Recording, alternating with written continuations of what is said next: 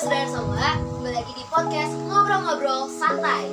Nah, kali ini bersama Beta masih tetap sama Beta nih, Esther Faiz sebagai host yang akan membantu acara podcast ini berlangsung. Dan di sini Beta tidak sendirian, Beta juga bersama dengan bintang tamu yang sangat amat cantik-cantik dan juga lucu-lucu banget nih. Mungkin kakak-kakak perempuan yang di sini bisa memperkenalkan nggak sih nama-nama kalian tuh? Biar ditahu nih kalau yang empat. Ya, silakan Beta bernama Betty. Kenalkan Beta bernama Fani. Perkenalkan Beta bernama Nabila. Perkenalkan Luar biasa sekali ya kakak-kakak di sini. Oke. Seperti yang kita ketahui dengan judul podcast yang sudah saya taruh di atas adalah tentang menceritakan nih pengalaman kita dalam menjalankan nilai-nilai Pancasila, baik dari sila pertama, kedua, tiga, bahkan sampai yang kelima. Kita langsung masuk saja ke dalam inti pembicaraan kita ya dalam podcast ini. Seperti yang kalian tahu di sini bahwa kakak Nabila di sini dia sedang memakai jilbab. Itu tandanya dia berbeda dari kami berempat yang ada di sini. Oke, kakak Nabila. Seperti yang kita tahu bahwa orang yang beragama Muslim ataupun Islam, atau bisa kita tahu itu Islam, itu kan mereka setiap tahunnya ada yang namanya berpuasa di bulan Ramadan nih. Dan puasa itu kan kurang lebih 30 hari ya, 1 bulan penuh atau berapa hari kakak? puasa itu Iya. satu bulan ya. 1 bulan, oke 1 bulan. Nah selama 1 bulan ini kita cuma pengen tanya kakak punya pengalaman. Kakak punya pengalaman yang bisa mungkin kakak bagikan untuk orang-orang Muslim tuh biasa tuh lakukan apa saja selama Pas bulan pertama di saat bulan puasa itu kami lakukan banyak sholat yang pastinya sholat itu kan wajib 5 waktu ya. Nah terus yang kedua baca Al-Quran. Kadang kamu pas sudah tahu, kakak pas sudah tahu kalau puasa itu kayak lemas, rasa lapar, ya kayak kurang sih kayak malas merah. Iya terus setelah kamu berpuasa juga kamu juga kalau kan kami dapat pernah di ini sekolah mayoritas pilihan Oh iya, mayoritas Kristen ya. ya terus juga dulu ada beta kalau daerah puasa kita dari makan di luar. Wah. Keren. Yang ketiga selain kita juga puasa atau juga kayak ikut remaja gitu, remaja masjid. Nah, contohnya ikut bikin kegiatan yang juga itu dengan acara buka puasa bersama. Terus menyusun rencana bahkan juga musyawarah rame-rame untuk menyelesaikan masalah atau bikin pak buka puasa bersama ini. Kegiatan apa aja sih yang kakak lakukan di dalam remaja? Itu yang pertama itu bagi-bagi sembako untuk anak yang piatu, terus kayak orang-orang mampu. Nah itu Luar biasa sekali ya. ada juga acara gotong royong. Berarti puasa ini cuma bukan sekedar menahan lapar ya, tapi juga bisa mencari yang namanya kamu sering sebut pahala atau Ya. amal. Benar-benar keren sih. Tadi kan kita sudah mendengar pengalaman dari kakak Nabila ya. Tadi dia juga menjelaskan tentang pengalaman dia beribadah, kemudian kegiatan-kegiatan yang dia lakukan atau kegiatan sosial. Nah itu kan bukan cuma berarti ada pengalaman sila pertama dong, yang cuma ketuhanan yang benar-benar kayak kita beribadah aja di bulan puasa. Ternyata ada kegiatan-kegiatan lainnya, contoh beramal, tadi bagi-bagi sembako, contohnya, kemudian juga bisa ngobrol bermusyawarah ya dalam menyelesaikan masalah. Berarti ada sila kedua, yaitu kemanusiaan yang adil dan beradab, serta sila yang keempat, yaitu permusyawaratan perwakilan. Betul sekali dalam menjelaskan musyawarah ya. Oke. Selain kakak Nabila yang sudah kita ketahui ada berbagai pengalaman yang dapatkan selalu bulan Ramadan dari Al-Quran. Kakak Beta pengen tanya di sebelah kirinya kakak Nabila, itu kakak Fani ya kan tadi sudah perkenalkan. Kakak Fani, kalau aku dengar ya, kakak Fani ini kan ekstrakurikuler atau organisasi yang sering kakak lakukan tuh hanya satu, paling setia dari SMP nih, yaitu Pramuka. Oke. Kalau di Pramuka ada pengalaman apa sih yang bisa kakak bagikan untuk kami nih? Seperti contoh tadi kakak Nabila loh yang menceritakan tentang pengalamannya selama berbulan puasa. Mungkin di Pramuka kan seperti yang kalian tahu nih, bahwa Pramuka kan kayak melatih mental sekali kan, kayak aktivitas fisiknya itu kan banyak, kemudian juga harus kuat, mental fisiknya juga harus kuat karena kan bukan cuma kegiatan sekedar duduk-duduk aja atau teman-teman, pasti ada perkemahannya yang sering kakak dengar-dengar, kemudian ada kegiatan atau program-program lainnya yang dibangun dari ketua organisasi tertentu sendiri. Ini dari pengalaman kakak Fani pengen membagikan cerita apa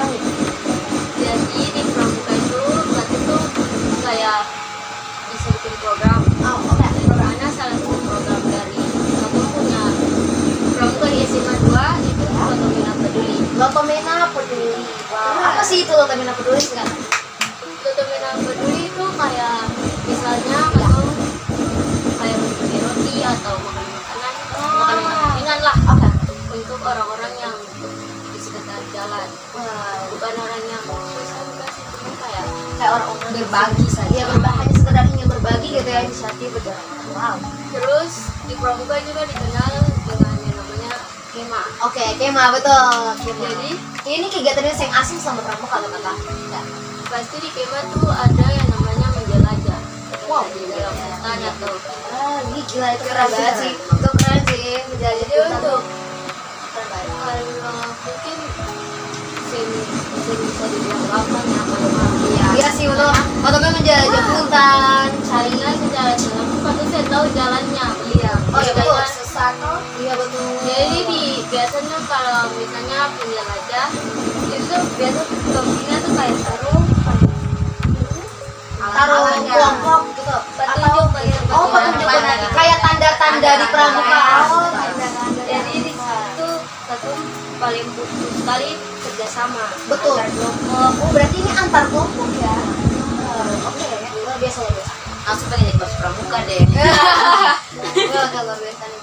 Oke, jadi kema membutuhkan berbagai peralatan. Terus pengalaman apa sih yang kakak bagikan kerjasama apa nih yang kakak bangun bersama dengan kelompok atau anggota kelompok dari kakak sendiri untuk bisa menyelesaikan misi yang sudah ditentukan oleh para pembinanya tuh. Apa? Mungkin kayak di dalam kelompok itu bisa saja ada yang bagi lihat akan punya petunjuk habis itu di pramuka itu kalau menjelajah itu harus hitung akan melangkah ada yang mencari terus ada yang jadi pemimpin untuk jalan. Oh, berarti tidak mudah ya menguasai situasi. Kalau di kema itu ada juara-juaranya nggak sih? Ada. Nah, juara berapa? Katanya juara berapa? Aduh, waktu itu di SMP itu pernah itu sih emang juara berapa ya tapi Dapat juara. Wah, Jambore, jambore. Jambore. Jambore. Iya. Sikat. Berarti pengalaman dari kakak nih pramuka nih bukan cuma sekedar hanya ikut kema-kema aja, cuma ngabisin waktu buat santai-santai, Mencari pengalaman iya, tapi ada pengalaman yang seru bahkan sampai dapat juara loh. Ada lomba-lomba di pramuka yang itu keren banget sih. Kamu tepuk tangan dulu kakak. Kita lagi pengen pasang pramuka aja deh sekali lagi. Wow.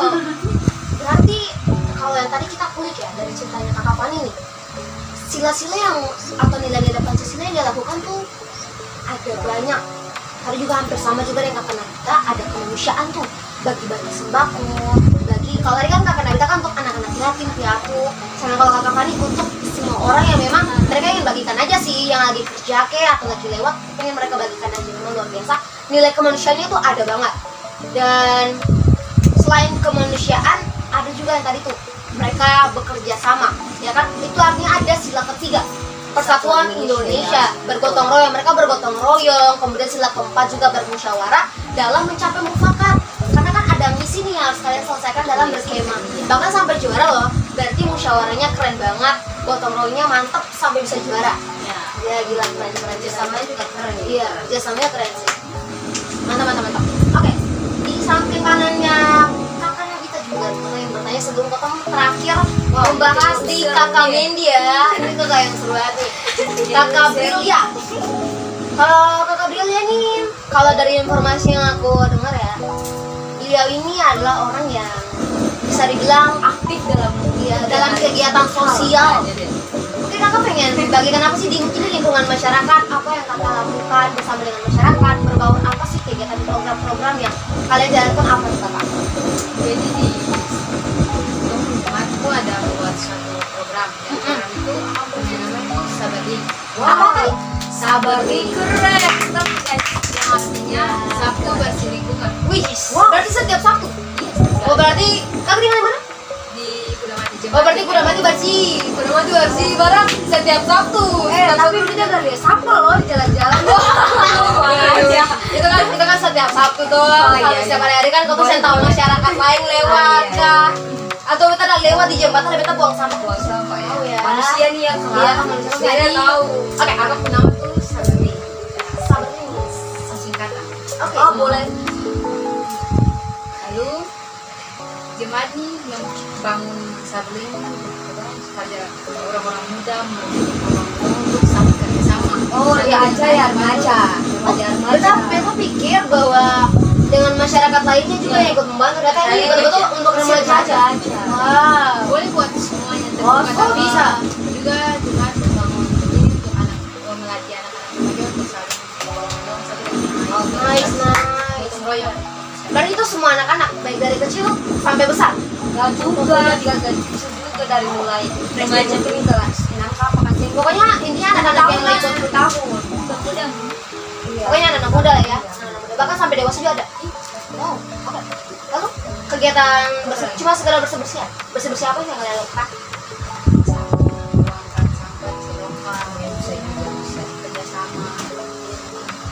Itu ya Kak. Wow, sabar ini ternyata berguna juga ya. Karena kan kalau kita lihat sekarang masyarakat kan juga acuh tak acuh nih terhadap sampah, atau asal buang aja. Bahkan kita di negara Indonesia juga termasuk penghasil sampah terbesar di dunia loh. Info terakhir yang saya dengar tuh sekitar nomor 2 di dunia. Iya, itu berjuta-juta ton yang kita hasilkan setiap tahunnya di Indonesia. Sampah plastik. Betul, sampah plastik. Gila. Itu bisa dimanfaatkan juga sih Buat dari Saberling. Wow. Mungkin teman-teman sini seperti yang tadi kata lihat ya, Saberling satu bersihnya. lingkungan. Saberling. Jangan lupa ya guys. Saberling. Mungkin teman-teman jangan lupa bersih-bersih juga lingkungannya ya, bersama dengan masyarakat juga. Di sini tadi kita lihat bahwa anak-anak muda yang orang tua tuh atau orang-orang yang dewasa lah ya, di situ memberikan atau membangun program ini atau Saberling ini untuk anak-anak muda melatih sikap tolong menolongnya, sikap peduli lingkungannya, dan sikap aksi bahwa peduli lingkungan gitu teman-teman. Ini artinya bahwa dari pengalaman Kakak Bril ya, selain cuma seperti yang kita dengar gotong royong yang cuma membersihkan lingkungan, itu kan juga termasuk sila ketiga ya, persatuan di Indonesia kan. Itu juga pasti ada nilai menurut saya, ada nilai sila kelima, keadilan sosial bagi seluruh rakyat Indonesia. Kenapa kok bisa dibilang keadilan? Karena seperti yang tadi bilang, orang tua tuh mereka nggak cuma mau ambil andil sendiri, mereka nggak egois bahwa kayak anak kecil tuh saya bisa kerja apa-apa, anak kecil tuh cuma tahu bermain saja, tahu bikin kotor saja. Tapi mereka melatih sikap disiplinnya anak-anak tuh dari kecil hingga mereka tumbuh dewasa, supaya juga bisa aksi dalam lingkungan itu sendiri. Itu artinya kan ada keadilan ya, mereka nggak egois, mereka nggak pandang sebelah mata bahwa anak-anak muda nih nggak bisa bikin apa-apa gitu, tapi kayak mereka ngerangkul bikin program ini untuk ada kebersamaan dan solidaritas juga. Hal-hal yang positif. Betul banget, hal yang positif. Gila, keren. Dan kamu punya kakak yang terakhir, kakak Mendy. Oke, sekarang kita masuk ke kakak yang terakhir, itu kakak Mendy. Tadi kita sudah mendengarkan berbagai pengalaman dari kakak Fani, kakak Nabita, hingga kakak Brille yang menjelaskan pengalaman-pengalaman mereka yang luar biasa, memang sesuai dengan nilai-nilai Pancasila ya teman-teman. Terakhir ini kita mendengar lah pengalaman dari kakak Mendy. Berdasarkan hasil riset yang kita dapatkan tuh ternyata kakak Mendy ini tergabung dalam organisasi Big R, yaitu organisasi untuk para remaja gitu. Jadi kayak di organisasi itu kayak ada semacam pendidikan untuk anak-anak muda, namun juga ada berbagai program-program yang menarik. Mungkin kakak yang menjelaskan program apa sih yang menarik ya, menjadi pengalaman yang sangat menonjol, bahwa ini adalah Pancasila nih. Kakak pengen membagikan cerita apa? Yang fokus jalankan di Oslo, nasional Korea dari kayak Oke. Nah, dan itu setiap pos itu didapatnya setiap misi untuk menyelesaikan misi itu. Jadi setiap pos itu kita bekerja sama bermusyawarah untuk menyelesaikan tantangannya yang dijadikan itu. Jadi intinya ini sih beda jauh dengan dari programnya yang Luar biasa sekali ya. Ternyata memang benar kita ini anak-anak muda, kalau memang tergabung ke dalam organisasi yang bermanfaat untuk kehidupan kita ke depan, pasti kita akan belajar banyak hal. Kita juga tergabung dengan nilai Pancasila. Contoh, tadi kakak Nabita tergabung ke dalam aktivitas remaja selama bulan Ramadan. Ada kan selain beribadah itu mengenalkan sila Pancasila, ada juga melambangkan atau mengamalkan Pancasila sila kedua, yaitu tadi membagi sembako, kemudian sila ketiga atau gotong royong. Juga tadi kan mereka juga menjelaskan untuk membersihkan masjid ya, membersihkan masjid. Kemudian kakak Fani juga sama nih, seorang anak muda yang memiliki organisasi yang benar-benar dia setia dari SMP, bahkan sampai dapat juara di organisasinya itu, atau biasa orang kenal dengan ekstrakurikulernya, yaitu pramuka. Itu luar biasa ya, ada pengalaman menyelesaikan misi, menjelajahi hutan, gotong royong, kemudian juga musyawarah. Yang mereka memang itu kan siang muda ya. Kalau siang musyawarah, siang gotong royong dengan baik, ya pasti akan tersesat. Ya kan, sampai yang tidak berkolaborasi dengan baik, tidak akan sampai dapat juara, tidak akan sampai bisa mencapai misi yang memang mereka sudah tentukan atau strategi yang sudah mereka rancang.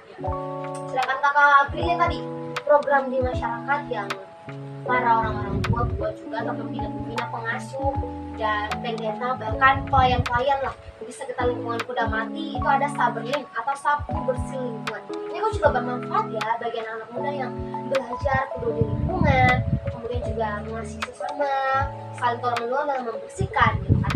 Bukan cuma lingkungan yang bersih tapi kan kita juga sehat, kita juga bisa hidup nyaman, menghirup udara segar. Dan kalau kita anak-anak muda yang orang tuanya tuh atau orang-orang tua itu tidak egois, mereka tuh adil.